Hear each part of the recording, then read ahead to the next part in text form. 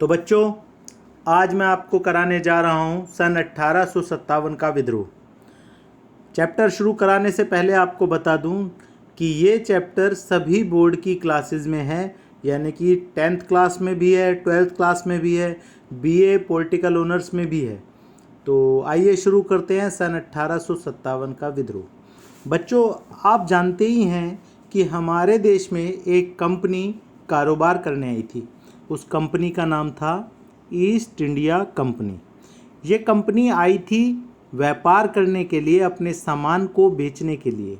लेकिन जब इसने देखा कि भारत के राजाओं में एकता नहीं है और भारत के राजा इतने ताकतवर नहीं हैं कि वो उनका सामना कर पाए, तो उन्होंने धीरे धीरे पूरे भारत में अपना प्रभाव बढ़ाया और पूरे भारत को अपना उपनिवेश बना लिया, अपना गुलाम बना लिया। इस तरह भारत एक कंपनी का गुलाम बन गया जिसका नाम था ईस्ट इंडिया कंपनी। बच्चों, लगभग 100 साल तक हम ईस्ट इंडिया कंपनी के गुलाम बनकर रहे। लेकिन सन 1857 में एक बहुत बड़ा विद्रोह भारत के अंदर हुआ। भारत की राजनीति में इस विद्रोह को स्वतंत्रता की पहली लड़ाई कहा जाता है, यानी कि आज़ादी का सबसे पहला बिगुल जो बजा था, सबसे पहली जो लड़ाई हमने लड़ी थी वो 1857 का विद्रोह था। ये लड़ाई हमने ईस्ट इंडिया कंपनी के खिलाफ लड़ी थी, जब एक कंपनी झूठ बोलकर हमारे ऊपर शासन करने लगी थी। तो आइए जानते हैं कि 1857 का जो विद्रोह था उसके कारणों को कैसे बताना है। क्या थे वो कारण जिनके कारण हमने ये विद्रोह किया। सबसे पहले आता है राजनीतिक कारण। बच्चों, ईस्ट इंडिया कंपनी भारत में व्यापार करने आई थी, लेकिन उसने झूठ बोलकर भारतीय राजाओं को धोखा देकर अपने प्रभुत्व को, अपने शासन को पूरे भारत तक फैला दिया। भारत के राजाओं को अंधेरे में रखा और भारत के राजाओं से उनका शासन भी छीन लिया। बच्चों, भारतीय राजाओं को ये बात अच्छी नहीं लगी और भारतीय राजा ईस्ट इंडिया कंपनी से चिढ़ने लगे, नफरत करने लगे, उनके मन में बदले की भावना आ गई। ये था राजनीतिक कारण। राजनीतिक कारण यानी कि वो कारण जो 1857 के विद्रोह का राजाओं से जुड़ा हुआ कारण था, यानी कि राजा जो थे वो ये मानते थे कि ईस्ट इंडिया कंपनी ने झूठ बोल के, छल कपट करके भारत में अपना शासन स्थापित किया है, इसलिए वो ईस्ट इंडिया कंपनी को सबक सिखाना चाहते थे। ये था 1857 के विद्रोह का पहला कारण। अब बात करते हैं 1857 के विद्रोह के दूसरे कारण की, जिसका 1857 का विद्रोह जो था उसका दूसरा कारण था धार्मिक कारण। बच्चों, भारत में कई ऐसी प्रथाएं थी जिसे भारत के लोग अपना धर्म मानते थे, चाहे वो अच्छी हो या बुरी, पर भारत के लोग उसे अपना धर्म मानते थे। जैसे कि सती प्रथा। जब ईस्ट इंडिया कंपनी ने सती प्रथा पर रोक लगाई तो पंडित भड़क गए, भारत में रहने वाले पंडित भड़क गए। उन्हें लगा कि ईस्ट इंडिया कंपनी उनके धर्म के मामले में भारत के लोगों के धार्मिक मामलों में दखल दे रही है, इसलिए पंडित भी नाराज़ हो गए और अब पंडित भी ईस्ट इंडिया कंपनी से बदला लेना चाहते थे। ये था 1857 के विद्रोह का दूसरा कारण, जिसे धार्मिक कारण कहते हैं क्योंकि पंडितों और धर्म से जुड़ा हुआ कारण है। बच्चों, तीसरा कारण है सामाजिक कारण। ईस्ट इंडिया कंपनी अपने साथ जिन अंग्रेज़ों को लेकर आई थी उनको तो ऊंची जाति का समझा जाता था और भारत के लोगों को, भारत के आम लोगों को छोटी जाति का, नीची जाति का समझा जाता था। हमें काले कहकर बुलाया जाता था, रंग के आधार पर हमारे साथ भेदभाव किया जाता था। इससे आम लोग जो थे वो नाराज़ थे। ये था 1857 के विद्रोह का सामाजिक कारण, तीसरा कारण। अब बात करते हैं चौथे कारण की, जो है सैनिक कारण। बच्चों, ईस्ट इंडिया कंपनी एक कंपनी भारत पर अपना कब्जा कर पाई, भारत को गुलाम बना पाई, उसमें बहुत बड़ा कारण ये था कि भारत के लोग ही ईस्ट इंडिया कंपनी में सैनिकों का काम कर रहे थे, यानी कि भारत के लोग खुद ईस्ट इंडिया कंपनी की सेना में भर्ती हुए। लेकिन जो सैनिक ईस्ट इंडिया कंपनी में भर्ती हुए और वो भारतीय थे, उनके साथ बहुत जो है भेदभाव वाला व्यवहार किया गया।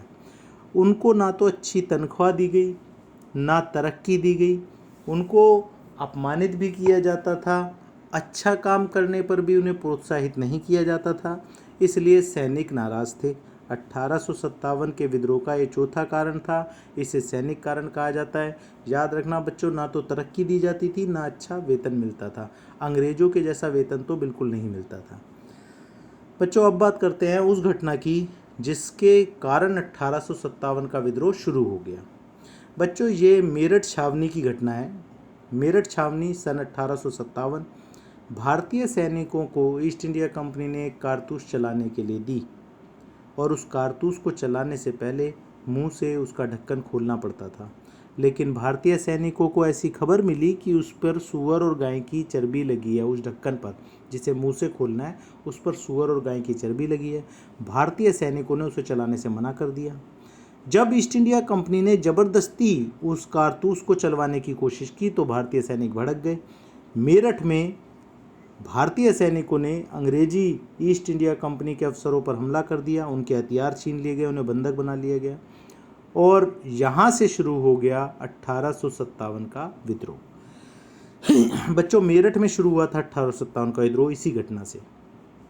इसके बाद जो विद्रोह करने वाले सैनिक थे उन सब ने पैदल चलते हुए वो सब दिल्ली पहुँचे और बहादुर शाह जफ़र जो उस समय दिल्ली की गद्दी पे बैठे थे, बहादुर शाह जफ़र मुग़लों के अंतिम बादशाह बहादुर शाह जफ़र जो दिल्ली की गद्दी पे बैठे थे, उनके पास पहुँचे और उनसे ये निवेदन किया कि हमने ईस्ट इंडिया कंपनी के खिलाफ़ विद्रोह कर दिया है और आप हमारे मुखिया बने।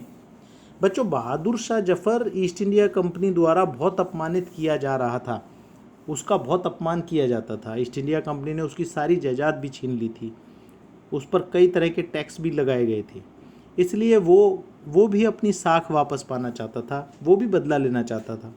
इसलिए बहादुर शाह जफ़र ने इस प्रस्ताव को स्वीकार कर लिया। उसके बाद तो जो राजा ईस्ट इंडिया कंपनी से चिढ़े हुए बैठे थे वो भी विद्रोह में शामिल हो गए।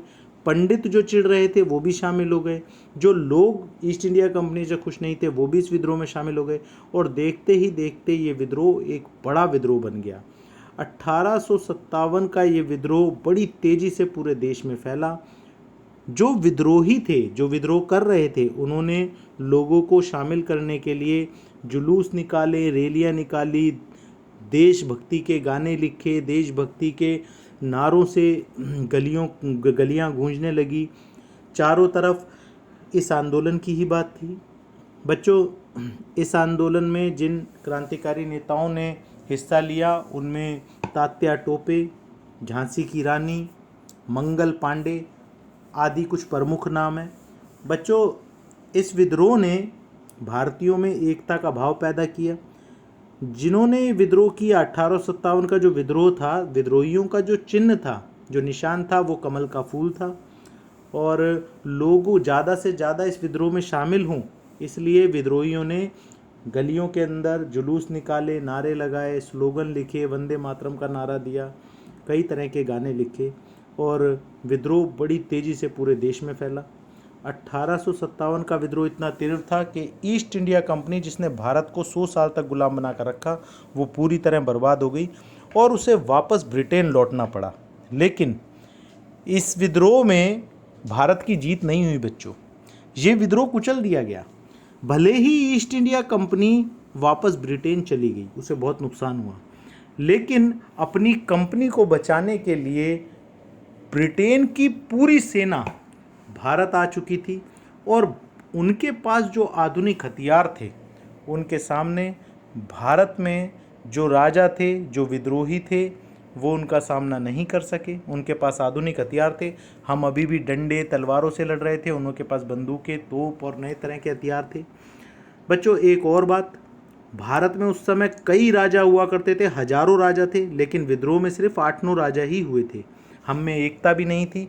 इसलिए 1857 का विद्रोह, ब्रिटेन की जब पूरी की पूरी सेना आई तो हम उसका सामना नहीं कर सके, विद्रोह कुचल दिया गया। भले ही ईस्ट इंडिया कंपनी तबाह हो गई हो, वो वापस लौट गई हो, लेकिन भारत अब सीधे सीधे ब्रिटेन का गुलाम बन गया। 1857 से पहले ईस्ट इंडिया कंपनी ने भारत को गुलाम बनाया, लेकिन उसके बाद हम सीधे सीधे ब्रिटेन के गुलाम हो गए। 1857 के विद्रोह को कुचल दिया गया। इसका परिणाम ये निकला कि कई लोगों को जिन्होंने विद्रोह में हिस्सा लिया उन्हें फांसी पर लटका दिया गया, राजाओं को मार डाला गया, भारत ब्रिटेन का गुलाम हो गया।